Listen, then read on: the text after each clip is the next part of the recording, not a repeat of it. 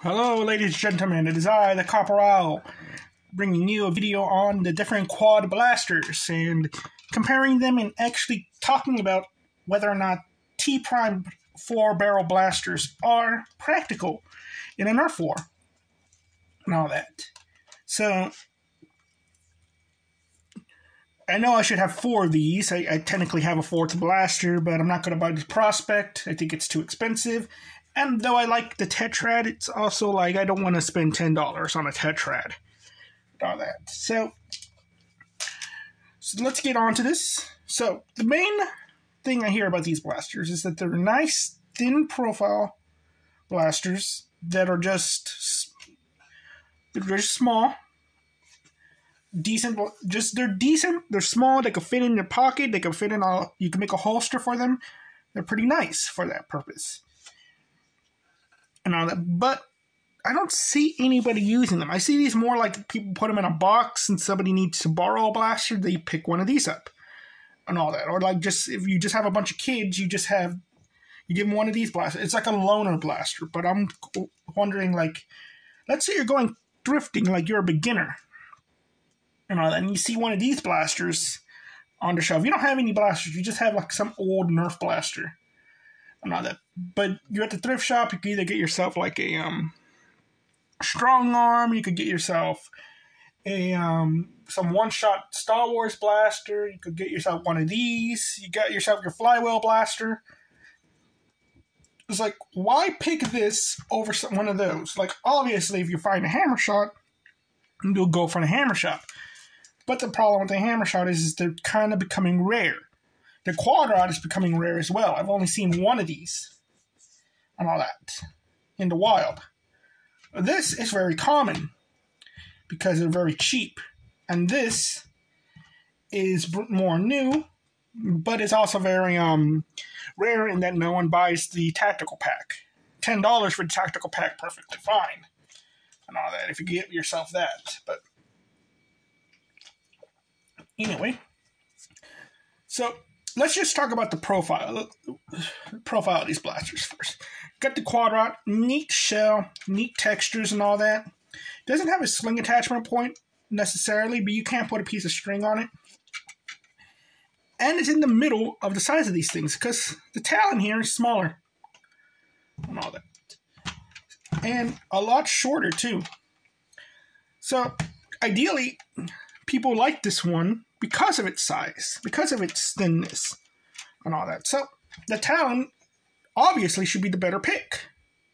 But it lacks a tactical rail, and I'm going to get to that.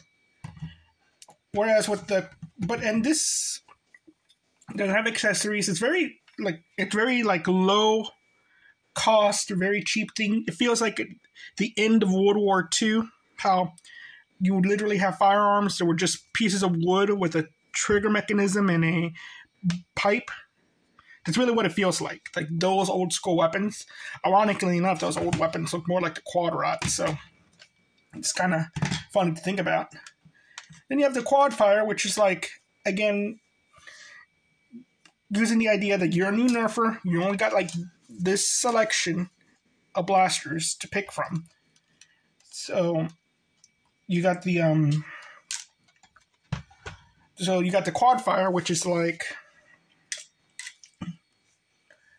technically kind of a good deal in with its technician, because again, you would end up getting 3 blasters when you buy this at the store. It's just too expensive. You can literally use that money for although a bad primary, but you know what I mean. But so you get that weird option with this, but again, you're just thrifting a darn thing. So it's bigger, it's cooler looking, looks more futuristic. It has a tactical rail, it has a sight and all that. It's useless, but it's like you got a sight at least. You can technically try to aim with this thing, even though it's not going to work for that. And again, if you're just doing the whole thing where I'm going to lend blasters to people, buying the Quadfire in the store is not a bad idea because you get 3 blasters to lend to people. But again, we're going with just a notion of you are just, which one will you buy if you're a brand new Nerfer? Which one would I recommend? Okay. And even though this one looks bigger, which it is, it takes up more space, the main body doesn't really do so much, but it has a sling attachment point. You can't attach it to a belt loop. You don't need the holster for it. And also, it is thicker than the other ones, but it's not by too much. And all that. It's really, it is the bigger one, but compared to other things, it's still pretty thin. Now, feet per second, the quad rod got 60.2. The Quadfire got 66.02. And the Talon, surprisingly, got 65.5. It's better than the quad rod. Which, that surprised me a lot. I thought this was going to be the weakest. And surprisingly, the weakest was the fourth blaster, which adds to the conversation. What about just using the Persuader, the hammer action version of this blaster? Takes up more space, is a lot thicker, and has less firepower, 54 feet per second. Now that was a shock. How much weaker that is. So it comes to the idea. It's like, okay, you could buy 2 Persuaders and dual wield them. I have never seen another Persuader in the store. I think I got this Persuader at the same time I got my Lawbringer. But yeah, I've never seen another one in the store. So you get that problem. And it's like, if there's a hammer shot, you're just going to buy the hammer shot, okay? It's an extra barrel and you can dual wield it. Okay? You can't technically dual wield these. It's just not as easy. But yeah, it's just the hammer. So it's like, what are you going to, out of these 4, what are you going to pick now? Well, they have another option for you. Let's say this was there. Greatest Nerf attachment. It's an extra reload for your quad rod and your Quadfire. Whoops. As well as your Persuader, though it's kind of weird on the Persuader because it's backwards. But yeah. So, you got that going on for you. You can also put a scope on them if you want. So, let's say this was just sitting there on the shelf. You can't.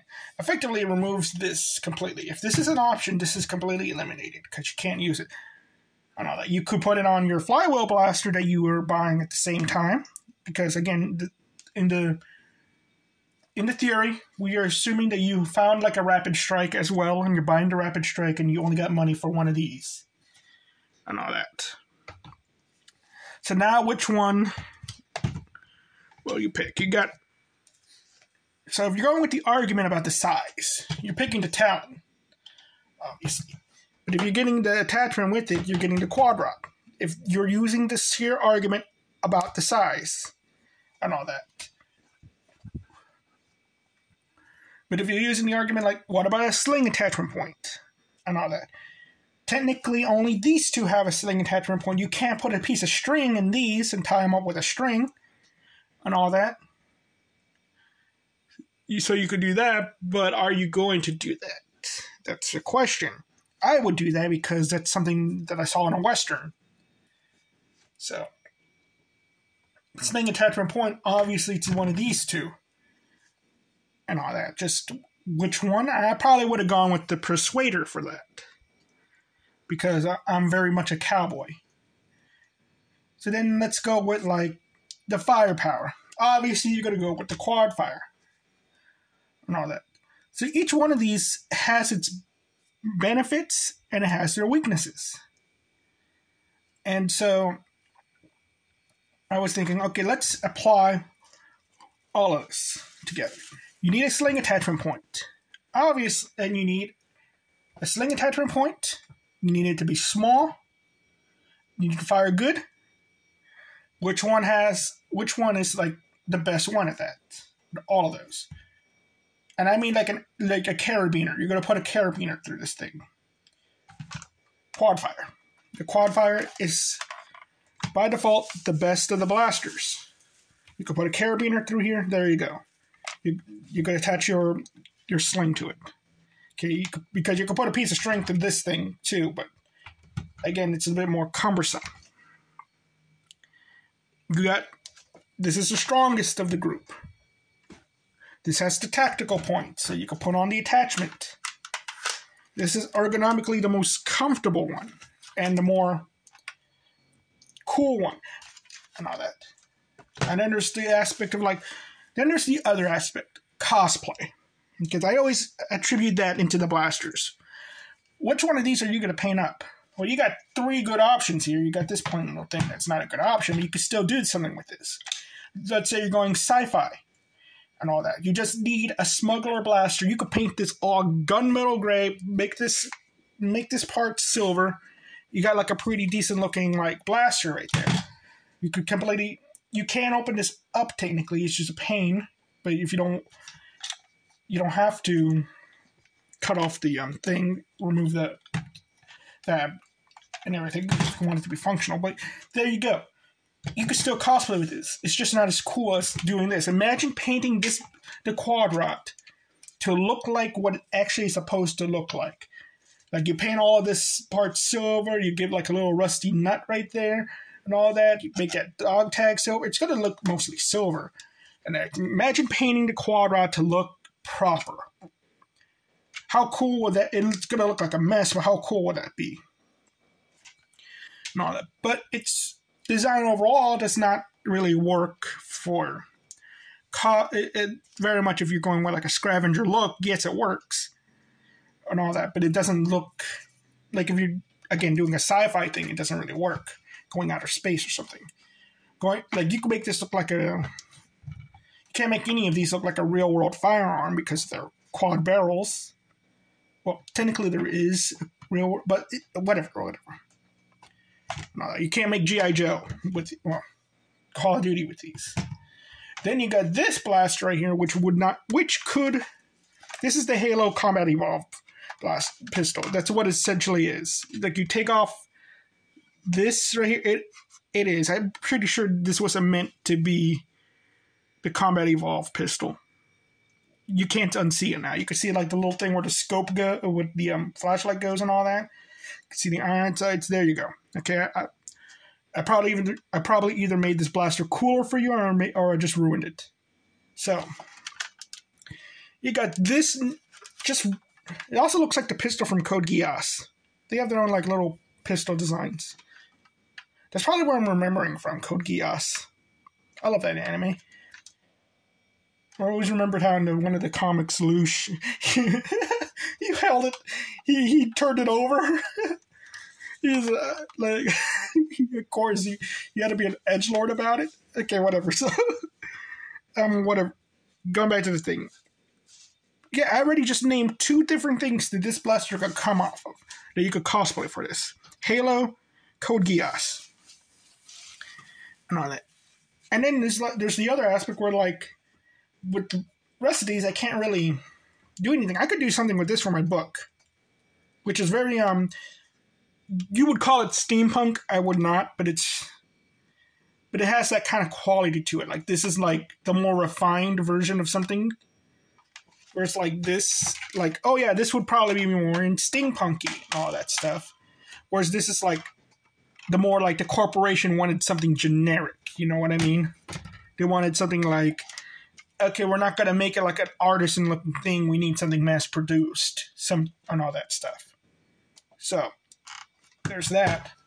And you got the Persuader, which is just, again, has that steampunky look, has wires coming off of it, and all that.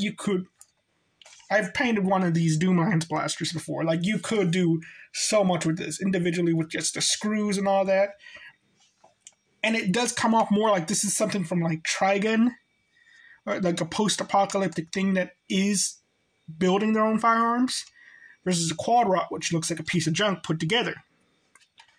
And all that. It could go good with sci-fi, giving the proper color scheme, and all that. It could go good with just making it look like a normal firearm, and all that. So that's also another option. It's like one day, let's say you got into the Nerf business. Now you're starting to like mod things. You want to start painting these blasters and everything, like I do. And on that, and like, which one am I going to mod? Well, you can mod the Quadfire, the Quad Rot, and the Persuader.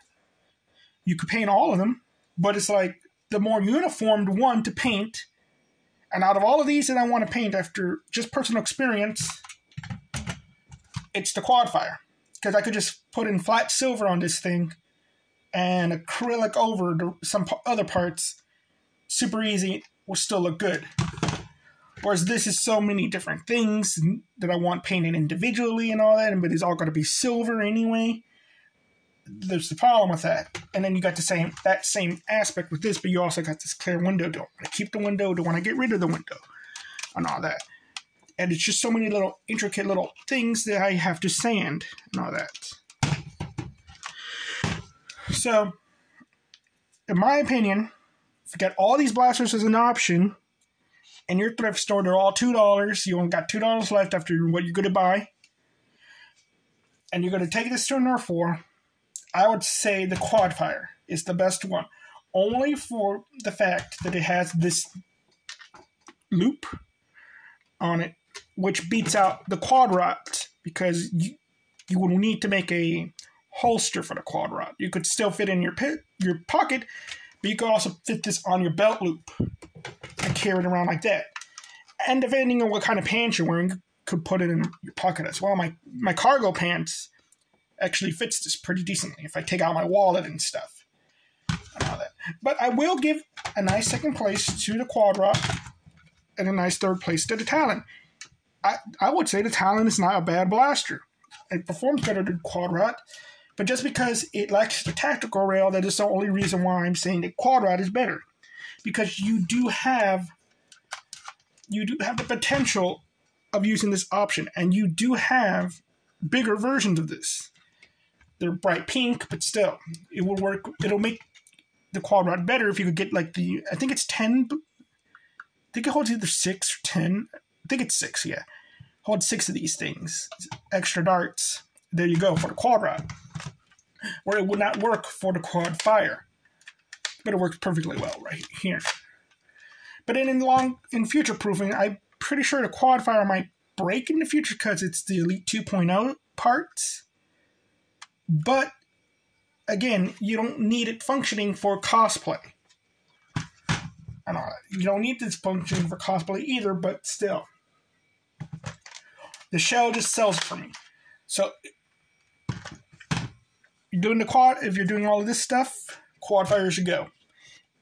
And all that. But the argument for, is it better to have one of these over a hammer shot blaster? And I would say no. It's like, again, with the idea of the end of the war type of situation, it's just if you don't have it, if you don't have access to a hammer prime blaster, then yes. But if you have access to hammer prime blasters, multiples of which, these are not at all useful. 2 double strikes are still better than one of these, just because of the aspect you could point the 2 and rapid fire your 2 shots in different directions. Whereas with this, dual wielding, yeah, but you have to individually prime them and point, and you do it every single time. And the double strike has room for the tactical rail, which gives it an extra 3 shots out of it instead of just 2. Well, it gives it 3 shots instead of 2, essentially. So, I hope you all liked this video. Quadfire, the best. Quad Rot, second place. And all that. And again, it's just preferences and all that. It's like, what would I do in this Nerf war and all that. And it's what I would do. But all of you got your own thing. If you want to dual wield rapid strikes, perfectly fine. and all that, just dress up as KG Beast and be like, let's just go all out with this, okay? I love it when people go just all out, where it's like what Barrett does, where he's like dressed as a banana and all that. I want him to use the banana gun. Also, which is better than all of these other blasters just for the meme. Yes. So, you all have a nice day. Bye-bye.